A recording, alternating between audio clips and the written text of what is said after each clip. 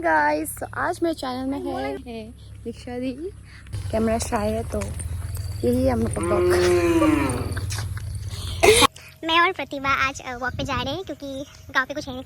गांव पे कुछ है नहीं, गांव पे बहुत कुछ है। देखो ना नेचर ब्यूटी को देखिए। ओह माय गॉड सुंदर है। देखिए गाइस मैं कहाँ पे रहती हूँ। Hi everyone. तो हम लोग आज आइए ना इंट्रोडक्शन नहीं देते, हो गया इंट्रोडक्शन हो गया है। हाँ बहुत हो गया। आपको आज दिखाऊंगी गाँव का सुंदर सा नज़ारा है ना। हाँ और ये देखिए आप हम इसको खाएंगे, बोल के खाएंगे। यार बतख तो डर के भाग गया। आप वो दिखाओ, ये बतख है वो। इसको चलो ना, इसको पकड़ के खाते हैं। आप प्रतिभा के बारे में बिल्कुल मत जाइएगा। मैं मीट नहीं खाती किसी प्रकार का, ये भी खाती है। ये बन आज हम अपना ब्लॉग बकोसे हैं। आप देखिए कितना खूबसूरत ये नज़ारा है। पता नहीं लोग टाउन में कैसे रह लेते। बताओ बताओ बताइए। हाँ बताइए। हमारा एरिया, हमारा गांव बहुत परफेक्ट है। मुझे तो बहुत पसंद है। अब मेरा बस चले तो मैं कभी भी छोड़ के ना जाऊँ। आप बताएं आपको डिगबोई पसंद है या ये गांव? दोनों। अच्छा, तो मैं दीक्षा दी को मिली कब? आरडी में, है ना जी। कुछ 10 साल हो गए। 10 साल हो चुके हैं। और देखिए ना, देखिए गाइस कितना प्यारा है हमारा गाँव। आप देखिए कितना सुंदर है। देखिए कौन तो दिनों उसके बाद सुनिए गाइस। तो जब मैं मिली, ये अभी जैसी प्रीटी और प्यारी ना, तभी वो वैसे ही थी।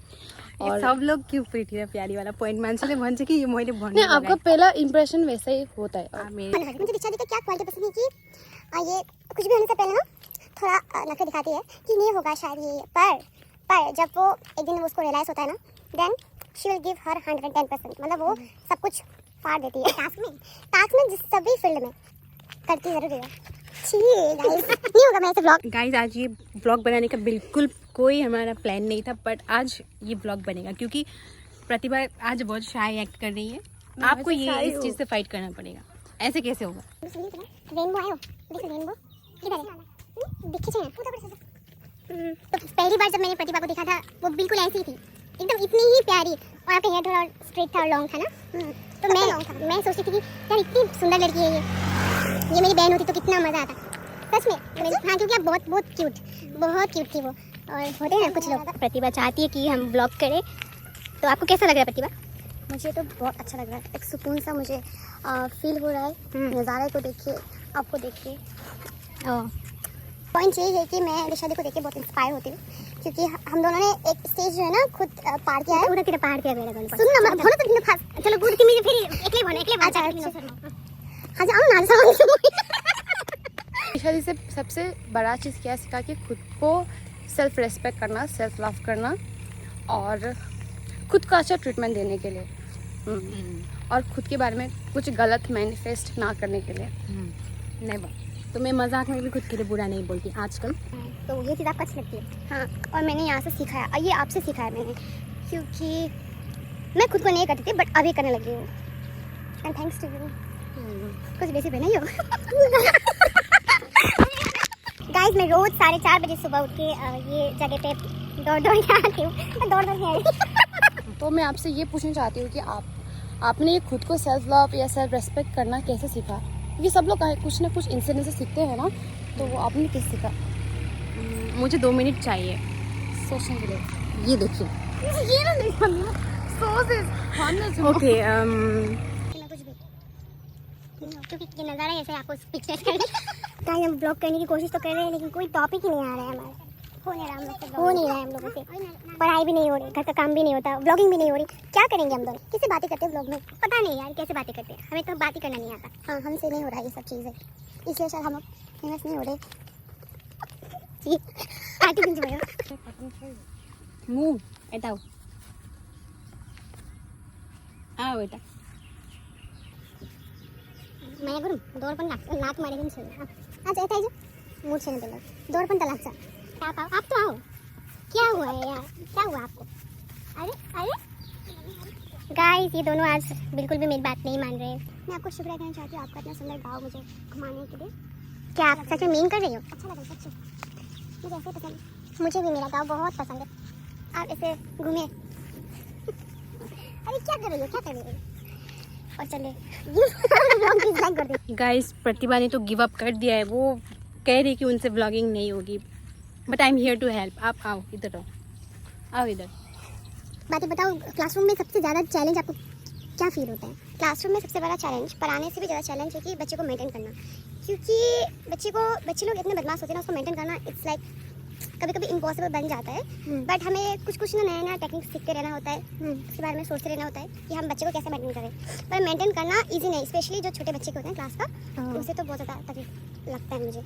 आप बताएं आपकी एक्सपीरियंस है. अच्छा, एक समय पे तो मैं भी टीचर हुआ करती थी. मेरे एक्सपीरियंस में क्लासरूम में सबसे ज़्यादा चैलेंज है बच्चों का अटेंशन कैच करना. सबसे ज़्यादा चैलेंजिंग यही है. और एज ए टीचर हमें बहुत कोशिश करना होता है कि उनका अटेंशन हम ले पाए ताकि वो जोन आउट ना हो. क्योंकि मैं जब छोटी थी मेरा यही प्रॉब्लम होता था, टीचर कुछ बातें पढ़ा रहे होते और मैं कहीं खो जाती. तो ये सबसे ज़्यादा चैलेंज है एज ए टीचर. हमें ये चीज़ पहचानना चाहिए कि वो बच्चे कौन है जो जोन आउट हो जाते हैं. तो यही सबसे ज़्यादा चैलेंज लगता है मुझे, क्योंकि वो बच्चे बदमाशी तो नहीं कर रहे जो आप उनको डांटोगे. हाँ, वो भी है. मुझे बताइए प्रतिभा कि बच्चा जब क्लास में अच्छा करता है कि नहीं, तो उसको रिवॉर्ड देना कितना हद तक सही है? रिवॉर्ड हमें ना सिर्फ टाइम में देना चाहिए. ऐसा भी नहीं कि हम लोग उसको रेगुलर रिवॉर्ड दे रहे, क्योंकि वो लोग रिवॉर्ड का वैल्यू नहीं करेंगे. तो टाइम में बीच में देते रहना चाहिए रिवॉर्ड, पर नॉट रेगुलरली. रेगुलर देने से वैल्यू नहीं होगा उसका. तो आप ये चीज़ सपोर्ट करते हो कि रिवॉर्ड देना चाहिए बच्चे को, राइट? हाँ. पर हम जब अगर जो बच्चे अच्छे कर रहे हैं उसको रिवॉर्ड दे रहे हैं, तो कुछ बच्चे जो पढ़ाई में अच्छे नहीं होते वो लोग को थोड़ा डिमोटिवेटेड हो सकते हैं. तो कभी वो लोग के लिए भी कुछ एक उपाय ढूंढना पड़ेगा, मतलब जो कि वो लोग डिमोटिवेटेड ना हो. क्योंकि बहुत लोग लगता है मुझे तो मिल ही नहीं रहा है, मैं तो शायद अच्छा नहीं हूँ, ऐसा वाला फील आ जाता है ना. थोड़ा बहुत ज़्यादा सोचना पड़ता है, ऐसा लगता है मुझे, रिवॉर्ड देने से पहले, राइट? टीचिंग में जो भी कर रहे हैं ना बहुत सोच के करना पड़ता है, 1000 बार.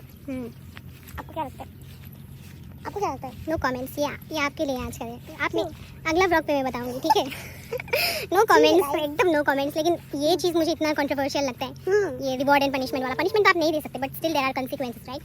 तो उनको ये एहसास दिलाना ज़रूरी है कि यहाँ पे बिहेवियर सही नहीं जा रहा है. तो वो आप किस तरीके से उन्हें ये मैसेज देते हो? मैं जब ऐसा कुछ टॉर्चर किए बिना, हाँ, जब वो लोग ऐसा कुछ करते हैं, मैं नहीं चाहती कि वो लोग को गिल्ट में वो लोग पड़ जाए कि हाँ मैंने ऐसा गलत किया. पर उसको रियलाइज होना भी इम्पोर्टेंट है. तो मैं बच्चे लोग को पूछती हूँ कि ये जो बिहेवियर हुआ ये अच्छा था या नहीं था. फिर वो लोग खुद बताते हैं, और वो लोग को ना कहीं से पता भी होता है कि उसने जो किया है वो नहीं करना चाहिए, पर वो लोग कर देते. कभी बदमाशी दोस्तों के साथ मिलकर खुद भी है ना, कभी बदमाशी ज़्यादा हो जाता है. तो मैं वो लोग को पूछती हूँ कि उसने जो किया वो अच्छा किया या नहीं. तो बाकी बच्चे लोग बताते हैं, वो खुद भी बोलते हैं हाँ नहीं करना चाहिए मैम ऐसा करके. फिर वहीं पे हम बोल देते हैं हाँ ऐसा नहीं करना चाहिए ना, ऐसा करके. मतलब मैं उसको मार के समझाने की कोशिश नहीं करूँगी, मैं उसको खुद पूछूंगी उसने जो किया क्या अच्छा था या नहीं.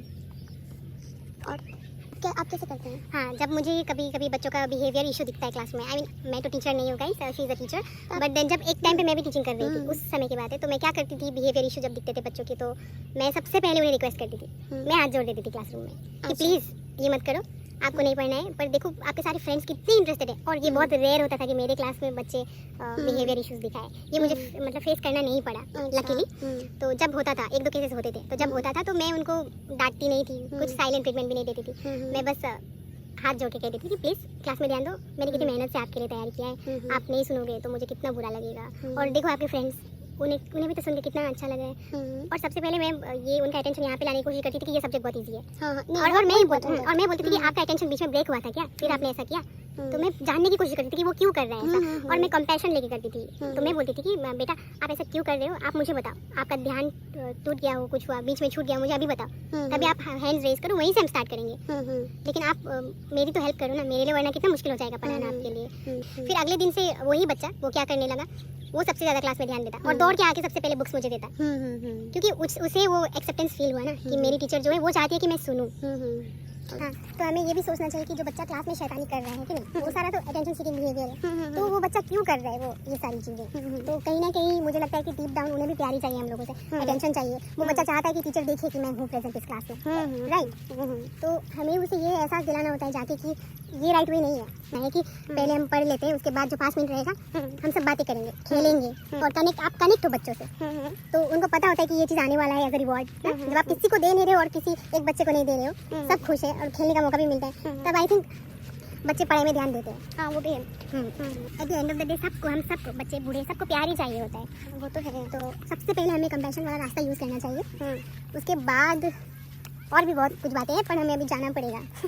सबको प्यार ही चाहिए होता है. और मैंने नोटिस किया है कि हर किसी को है ना, किसी को भी आप किसी को प्यार से कंपैशन के साथ उनका बिहेवियर करेक्ट करो तो हर कोई सुनता है. और आपको बाउंड्री सेट करना बहुत जरूरी है। हाँ, इस लेवल के बाद मुझे टॉलरेट नहीं होगा। हाँ। तो बहुत सटल वेज है ये करने के लिए, और बच्चों में भी आपको ये पहले दिन से ही सेट करना होता है। मे भी आप कोई एक्सप्रेशन यूज कर सकते हो, गुस्से से नहीं देखना आपको। जैसे कि कभी कभी मेरी भाभी ने पिछले वीडियो में कहा था कि इग्नोर करो, है कि नहीं, आपने 1-2 बार कंपैशन के साथ बोल दिया तो आप तारीफ कर दो उनकी, थैंक यू कि आपने इतना वो किया। आई थिंक आप घर में ये चीज़ खुद से समझ जाओगे, लेकिन बाकी बच्चों को नहीं पता तो मैं उनको पढ़ाती हूँ। तो ये बोल के आप सिंपली उन्हें इग्नोर कर दो, क्योंकि डांट वाट के फटकार की कोई फायदा नहीं है। कभी कभी इग्नोर करना भी चाहिए, पर ऐसा उन्हें इग्नोर नहीं, पनिशमेंट नहीं फील होना चाहिए। तो क्या होता है, धीरे धीरे वो चुप हो जाते हैं। और भी एक्चुअली, और बच्चे हैं तो बदमाशी तो करेंगे ही, हम उसको, बच्चे हैं ना तो थोड़ा चंचल तो होंगे ही वो लोग, है ना। अब पर बड़े लोग जब करेंगे तो वो अलग बात है, पर ये हमारा थिंकिंग है ना, एक प्रतिभा। और भी कोई टीचर ये देख रहे हो ना, 1-2 टीचर, तो आप सब कमेंट जरूर कीजिएगा कि बिहेवियर वाले इशू जो बच्चे क्लास में ध्यान नहीं देते और उटपटांग चीजें करते हैं, तो प्रतिभा उन्हें कैसे संभालेंगी। आप मुझे बताएं और आप अपना एक्सपीरियंस बताएं कि आपने कैसे आपने मैनेज किया। और भी कोई टॉपिक हो जिसे हम बात कर सकें ना, हमें तो हमेशा याद नहीं आता कि किस टॉपिक पे बात करना चाहिए, तो घूम फिर के टीचिंग में आ जाता है। आप बताइए, आप कमेंट्स में जरूर लिखिएगा, हम मुझसे बात करेंगे। मुझसे सेल्फ रिस्पेक्ट और खुद को प्यार करना आपने सीखा है कि जी हाँ। तो इसका आप वो जानना चाहते थे, क्या जानना चाहती, कैसे करते हो? मैं कि देखो, आप प्यार करते हो मुझसे, रिस्पेक्ट करते हो मेरी, तो ऐसे लोगों से ही हमें अपने आप को सराउंड करना होता है। प्यार आपका तभी बढ़ेगा जब आप खुद को ऐसे लोगों से सराउंड करो जो आपको प्यार करे, है ना, और जो पॉजिटिविटी रेडिएट करे। ऐसे लोगों से जब आप खुद को सराउंड करते हो तो फिर अपने आप आपका खुद को लेके जो कॉन्सेप्ट है वो सुधर जाता है। आई थिंक एक पॉइंट पे, टीनेज के पॉइंट पे ज़्यादातर ना सब सेल्फ लोडिंग ही होते हैं। फिर हमें जैसे एडल्ट होते जाते तो हमें समझना चाहिए ये चीज़ कि हम कैसे लोगों से एसोसिएट हो रहे हैं, किन लोगों की बातें सुन रहे हैं, उन सबसे हमारा संस्कार वो हो रहा है, कलेक्ट हो रहा है। आप अगर वैसे लोगों से सराउंड करोगे खुद को जो आपको हेट करे या फिर डिसलाइक ही करे, नहीं, एक थोड़ा सा क्रिटिसाइज करना एक बात है, बट यू कैन फील ना एज ए ह्यूमन बीइंग कि ये मुझे पसंद नहीं करता, बट हम क्या करते हैं पता है, हम ये जानते हुए भी वैसे लोगों से खुद को अटैच रखे होते हैं। अटैच नहीं, मैं पहले भी खुद को बहुत प्यार करती थी, बट अभी प्रतिभा को लगता है कि अभी मैं बहुत वो हूँ, रूथलेस हूँ इस चीज़ में ना, रूथलेस मैंने ऑयल पूरा इजीली कट ऑफ कर दूँगी मैं। तो ये चीज़ आपको कैसे आता है, आई गेस ये जानना चाहती थी, तब मैं नहीं बोलता क्योंकि मैं शर्मा रही थी। वो आपको तभी आता है विद प्रैक्टिस। इस चीज़ को आप पहली बार आप लोगों को कट ऑफ करोगे तो पहली बार आपको कुछ दिन तक खराब लगेगा ना, दूसरी बार आप कट ऑफ करोगे तो आपको ब्रेन को लगेगा कि वो खुद को सीरियसली लेने लगेगा। ओह, तो मैं सोचने लगूंगी मैं ये चीज़ें टॉलरेट नहीं करती, तो मैं उन चीज़ों में हर्ट होना मेरा कम हो जाएगा।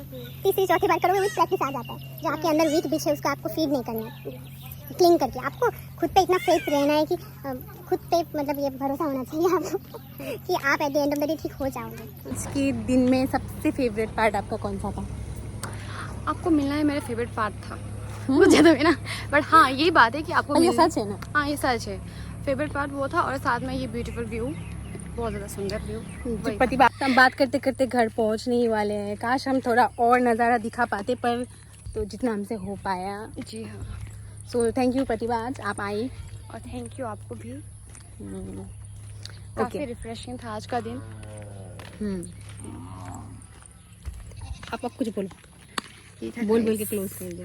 यही था गाइस, और क्या बोलो, यही था मेरा गांव, मेरा घर, मेरा फूल, मेरा गार्डन, मेरी मिट्टी। और मिलते हैं नेक्स्ट ब्लॉग पे। Bye bye bye.